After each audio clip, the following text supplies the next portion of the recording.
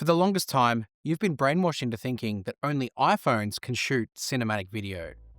Today, that changes.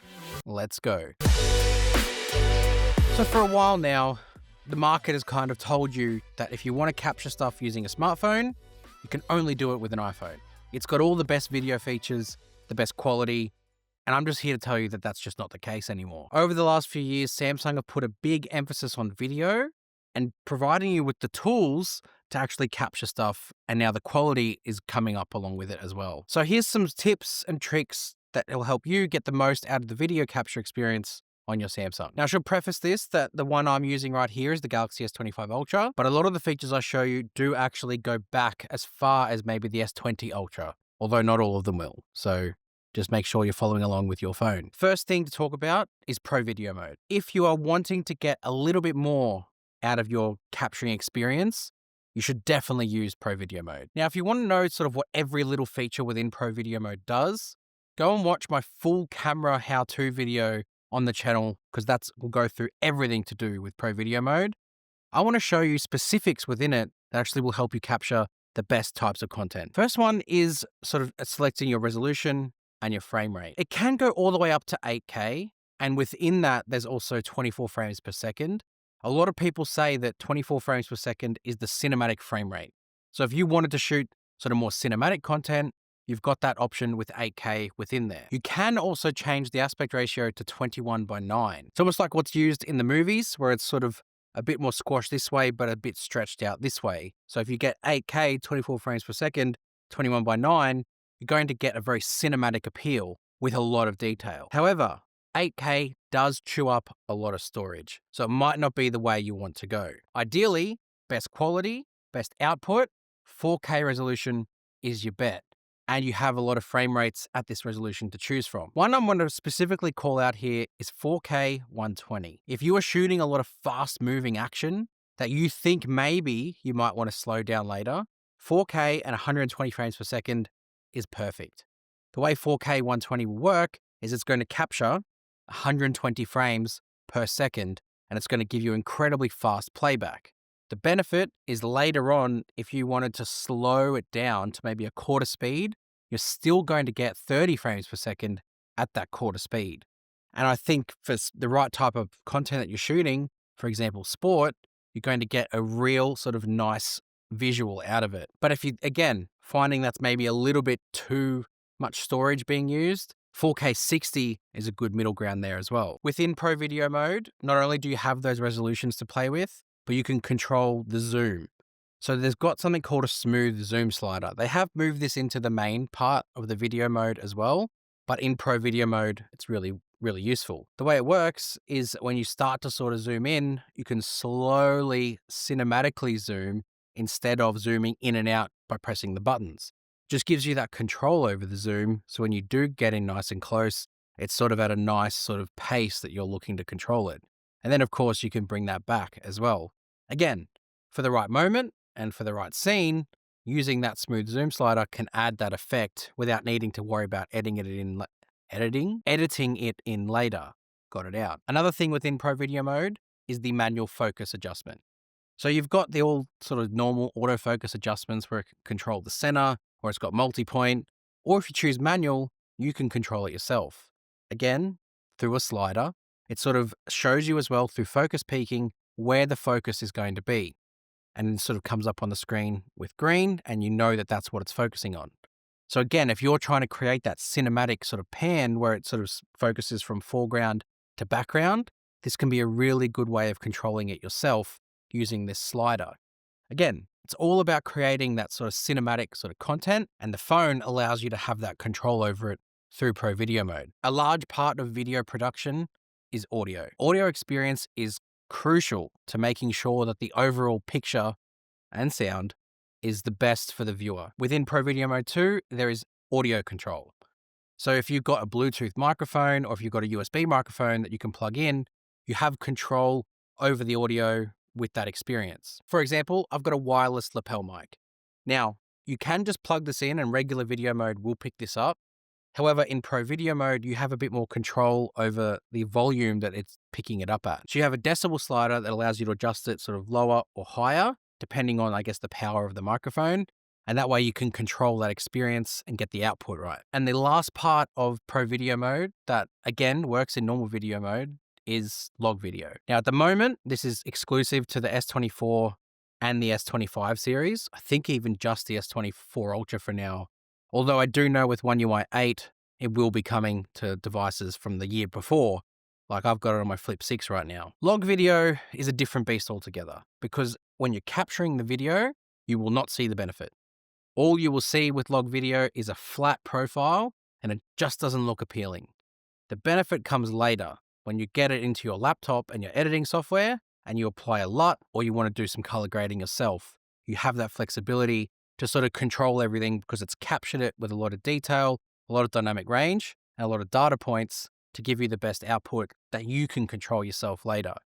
Again, in Pro Video Mode, if you combine all of these elements together, you can get yourself a pretty cinematic experience. The next element of shooting good videos with your smartphone, you will find it in Camera Assistant. Camera Assistant, I've done a full video on what Camera Assistant does, so I'm just going to focus on the video portion of it here. And it's not even really the video quality that this controls, it's sort of how you can capture video. There's two things I want to highlight. The first is audio monitoring.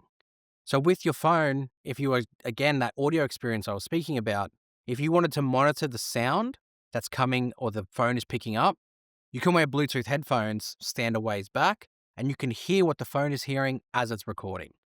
Then you can go back in and do those adjustments in Pro Video Mode so you actually get the right experience and the right sound coming from it. Second part in Camera Assistant is saving videos to external storage. Now, obviously, if you've got a phone that has micro SD card support, this will mean nothing to you because you'll look at this and go, so? And I get it. Micro SD should still be here. But more recently, with Camera Assistant, Samsung has added in that save to external storage toggle. Now, of course, it's obviously off the back of Apple doing it, and Samsung really should have had this option before, but it's here. And effectively, it does as advertised. You plug in an external storage, so an SSD, and then you can automatically save it to the storage.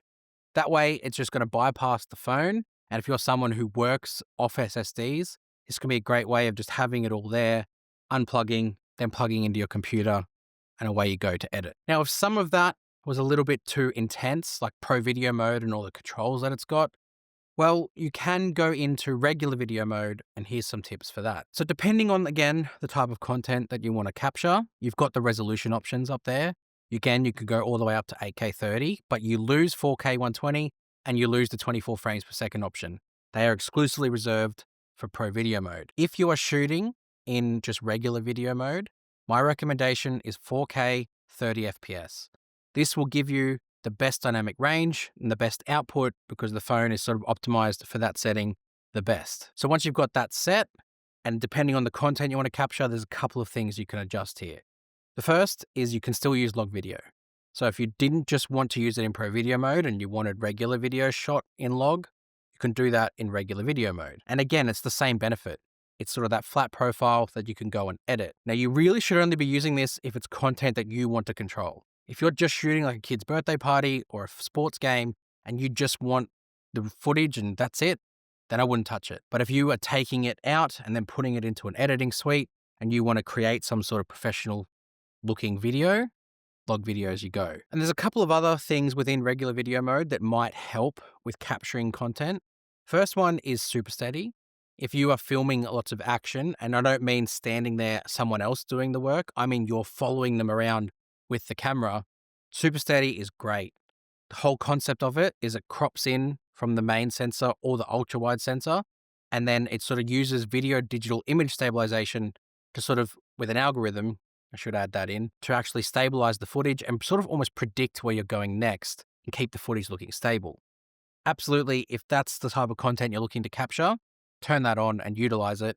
It does only do quad HD, but it can do up to 60 FPS, which could be a great option, again, for fast moving and sort of action shots that you're making. And another one in there, again, if you haven't got a videographer holding the phone for you, but you have a tripod, you can stick this on a tripod and activate auto framing.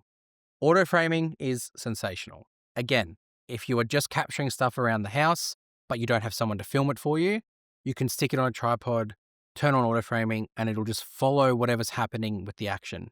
So it'll zoom in, zoom out, it'll sort of pan across, and it sort of jumps between cameras to make that happen. Big fan of this one. If you have that sort of content that you want to shoot, capture, got to decide which word I want to use, that's the way you go. And then there's another option that I really like, and it just comes down to, I guess, the content that you want to capture.